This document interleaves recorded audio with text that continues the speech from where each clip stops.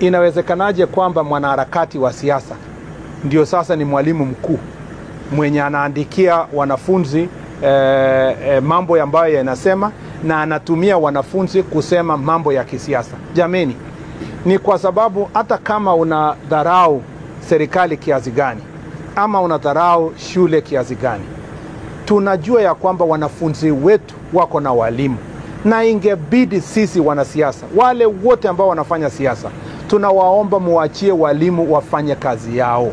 Tuwache kutumia watoto wetu kufanya siasa.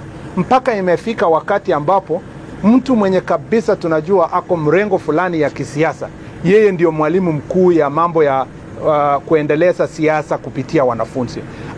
Ningeomba kwa heshima ya kwamba tutofautishe mambo yetu ya siasa na mambo ya shule. Wacha walimu waangalie content ambayo wanafunza watoto wetu.